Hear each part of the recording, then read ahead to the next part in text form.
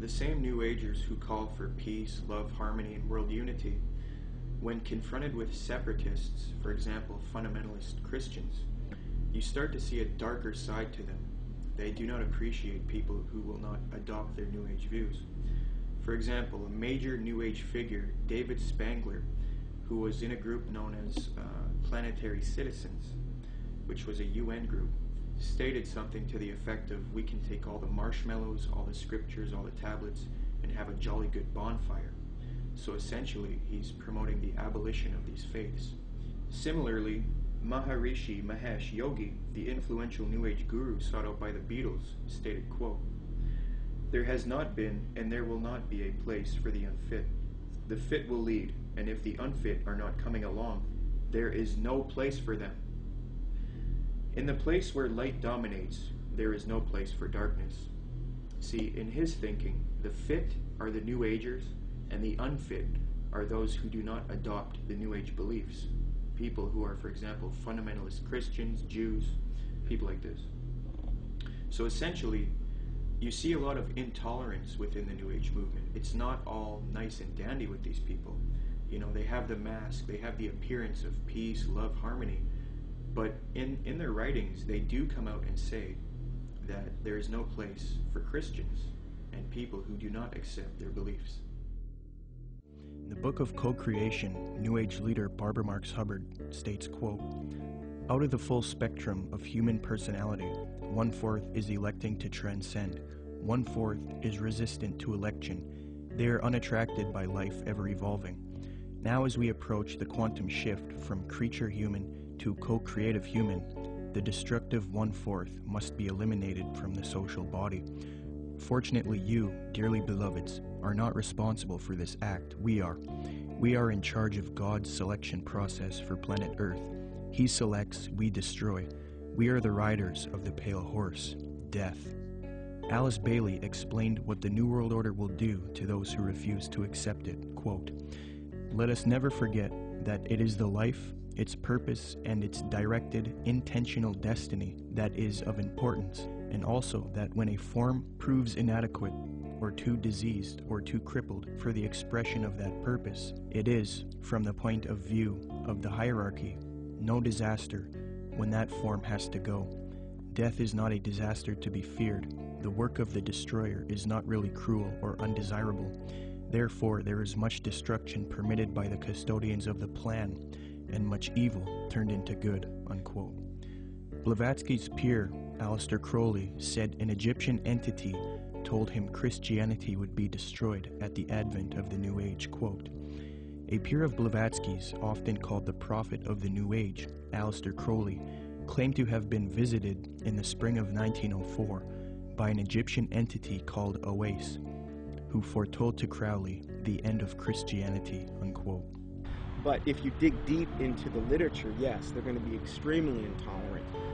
David Spangler had talked about the Luciferic initiation and these types of things. And we look in the Bible and we can look at like Revelation 13 and where all they that do not receive the mark and the mark of the beast in their right hand or their forehead, you know, are going to essentially forfeit their life.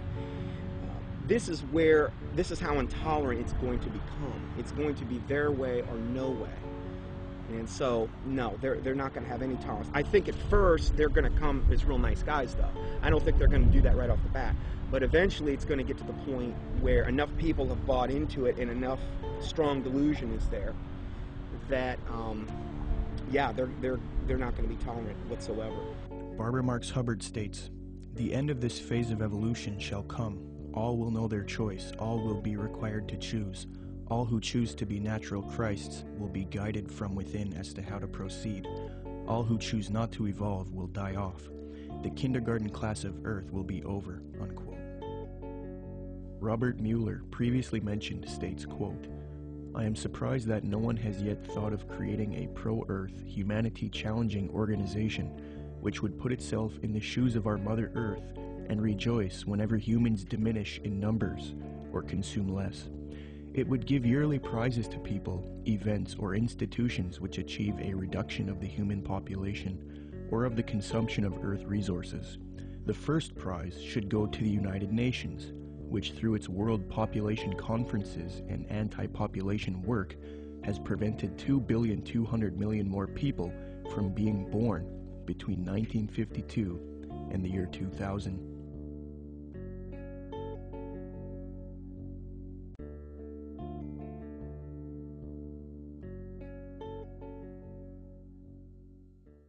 The more you look into where the 2012 ideas originated, and honestly, most of the 2012 theories are relatively new. That is, people attaching significance to the fact that the Mayan calendar ends. And almost without exception, they are by people that are channeling entities. A lot of times they say it's the Pleiadians that they're talking to, or the Syrians, or in the case of David Wilcock, it's Ra and Seth. Most of the time, what the entities are telling the people don't always match up, but they always seem to be telling the same things. And for the most part, a lot of those early people that got the information from spiritual entities were saying that it was a great cosmic enlightenment that was coming in 2012. And so that to me seems to be the most direct idea that the spirit world wants us to think, because it's oftentimes accompanied with this idea that they want the person they're telling to go out and tell more people. So 2012 became significant on the internet because people felt like it was their mission to tell other people because they were having supernatural experiences. Most of the 2012 theories will fall into one or two categories. Either they're going to be, that in 2012 there's going to be some great enlightenment. They say it's a spiritual evolution or a consciousness shift or a vibrational change or something to that effect. And the other half of it seems to be more about a cataclysmic events that are going to happen in 2012. Usually, they're based off the idea that the Mayan calendar ends or restarts in 2012. 2012 is being pushed on the public through books, documentaries, speakers, and even major motion pictures. We are meant to believe that December 21st, 2012 will either be a catastrophe for humanity or a time when there is a consciousness enlightenment and a world shift, a time when humanity evolves. However, when you consult the scholars who study the Mayan calendar, they don't seem to support these views at all. University of Florida anthropologist Susan Gillespie says the 2012 phenomena comes from the media and from other people making use of the Maya past to fulfill agendas that are really their own. Despite the publicity generated by the 2012 date, Susan Milbrath, curator at Latin American Art and Archaeology at the Florida Museum of Natural History, stated that, quote, "We, the archaeological community, have no record or knowledge that the Maya would think the world would come to an end in 2012. I think probably the most significant reason that all of them are wrong is because what they say that is going to happen in 2012 isn't. That is, although the Mayan calendar might be ending, there is no galactic alignment, whether it be the Earth actually won't be aligning with the center of the galaxy in the sense, and that actually won't happen for another 30 million years. So, and even if it was, there's no necessarily any evidence that anything would happen, but it's really a moot point because there isn't anything happening. Secondly, there is no actual alignment of the planets. It's another thing that people are saying is going to cause the enlightenment or the catastrophes.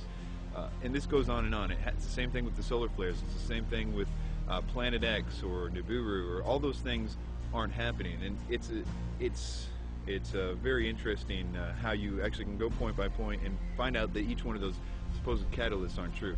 Sandra Noble, Executive Director of the Foundation for the Advancement of Mesoamerican Studies in Crystal River, Florida, states, "To render December 21st, 2012 as a doomsday event or a moment of cosmic shifting," she says, "is a complete fabrication and a chance for a lot of people to cash in," unquote. Many people are indeed cashing in because of the 2012 hysteria, but the reason 2012 is being pushed on the public so much is because it is in 2012 when the elite occultists and the New Age advocates plan to usher in the Age of Aquarius one-world system.